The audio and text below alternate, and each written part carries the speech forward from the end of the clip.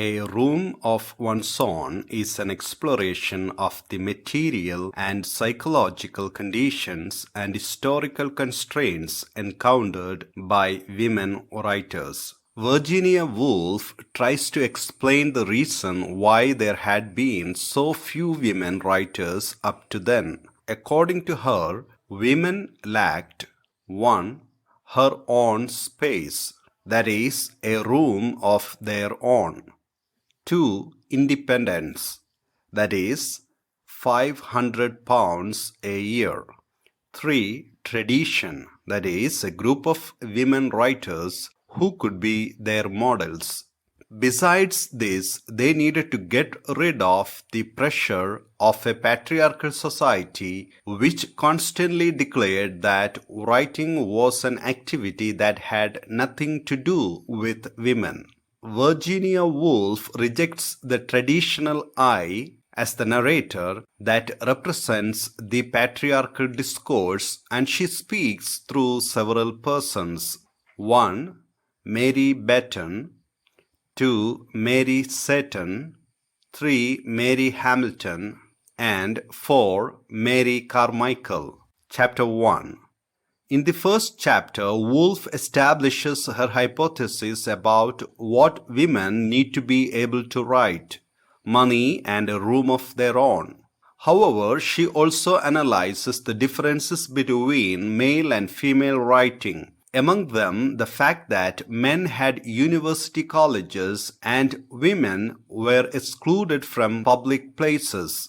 She also points out the, quote, perversiveness of women as the subjects of poetry and on their absence from history, unquote.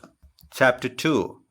In Chapter 2, she studies in detail the effect of poverty on the writing of fiction. She also exposes how men's anger against women as a result of the new woman, the suffrage, etc., affects their artistic production. Chapter 3. In Chapter 3, Woolf shows the contrast between the constant presence of women as characters in the fiction written by men and their exclusion as writers. To explain why women did not have the access to the literary world, she introduces a fictional sister of Shakespeare and compares the difficulties met by both of them, equally gifted when trying to be writers. Judith and William represented the heads and tails of the coin. Quote, any woman born with a great gift in the 16th century would certainly gone crazed, shot herself, or ended her days in some lonely cottage outside a village, half witch, half wizard, feared and mocked at, unquote, she concluded. Chapter 4. In Chapter 4, she states the need of tradition, apart from social recognition and material conditions, to learn the craft and master it. She holds the view that women lack the necessary background. She analyzes the works of women writers such as Charlotte Bronte and Jane Austen and advises women to write without anger. She prefers Austen to Bronte because she was free from anger. She affirms that women prefer novel because it is a new genre more suitable for them than the traditional genres used by men. Chapter 5. In Chapter 5, Woolf explores a language suitable for women. Mary Carmichael will have to find a language that has never been used before. Women must not write like men, neither in theme nor in form.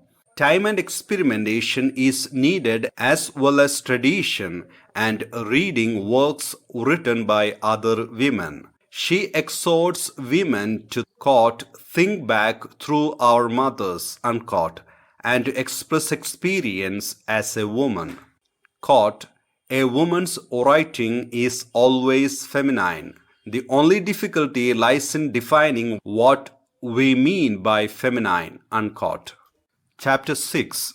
In the last chapter, Woolf introduces one of the most shocking ideas. the ideal state of mind to produce art is an androgynous one. She rejects determinism and she insists that men and women have a two-faced mind, with a masculine and a feminine part, and both must be involved in the creative process if we want to create a lasting work of art. Woolf tries to demonstrate throughout the essay that money and space are intrinsically linked to fictional writing, and in the last chapter she quotes The Art of Writing by Sir Arthur Quiller Couch, in which the author demonstrates that poor poets don't have a dog's chance. Intellectual freedom depends on material things, and poetry upon intellectual freedom. Women have always been poor and had no freedom at all.